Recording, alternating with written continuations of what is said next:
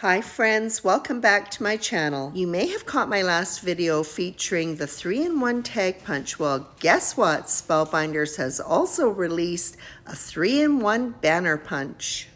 Banners are a great way to add layers to a card or to highlight elements. And let's not forget the fun home decor factor for special occasions.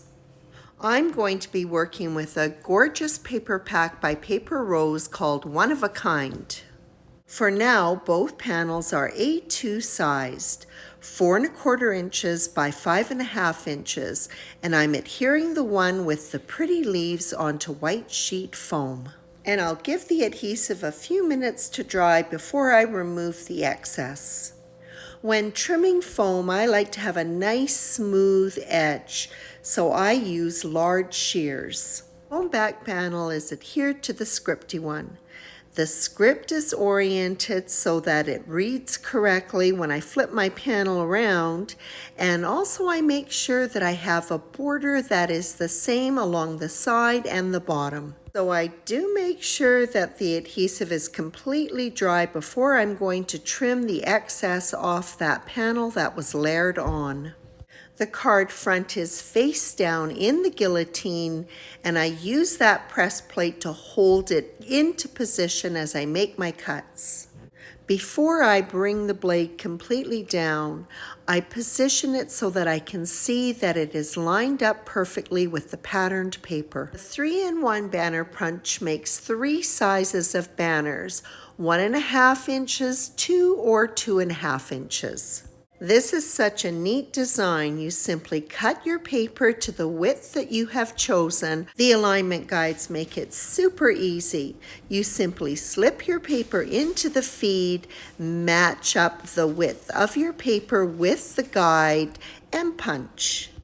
At this point, I wasn't exactly sure which size of banner I was going to include on my card or which paper, so I made 3. Finally decided on the 2-inch width, but I wanted it to have some dimension. So I have a piece of foam that I've trimmed to 2 inches wide, and I've punched it as well. I've got my design laid out, and I'm going to be using a sentiment die from the Everyday Sentiments die set.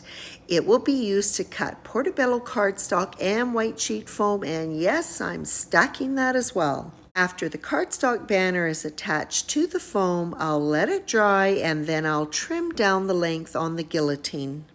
It's laid down, and I'll use my thumbnail to make an indent so that I know where to make my cut. So this is where I made a mistake, and I actually got lucky because it didn't damage my patterned paper edge. But really I should have had it foam side up to get a nice crisp cut. Now I can go ahead and stack my sentiment onto the foam die cut. It's a chunky sentiment, so it is easy to align the cardstock one to the foam. And after my foam back banner is adhered, then also the foam back sentiment is adhered. Just love how that portobello cardstock used for the sentiment picks up the brown tones that is in the patterned paper of the leaves. The banner is the perfect place to highlight a gorgeous butterfly from Moonlight Butterflies included in the Timeless Butterfly collection. If you haven't checked out these 3-dimensional stickers, you must. They are really something. Although the butterfly has a perimeter of shine around it, I needed to add some more, so on goes some pretty silver confetti.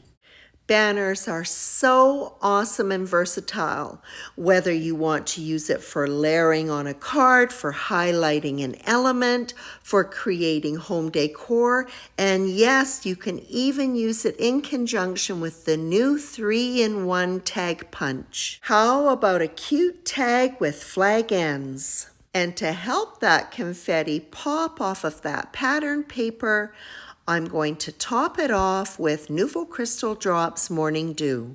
When the Morning Dew is dry, it will be clear and they will look like beautiful shiny crystals sitting on the card front. That completes this quick tutorial featuring Spellbinder's new 3-in-1 banner punch.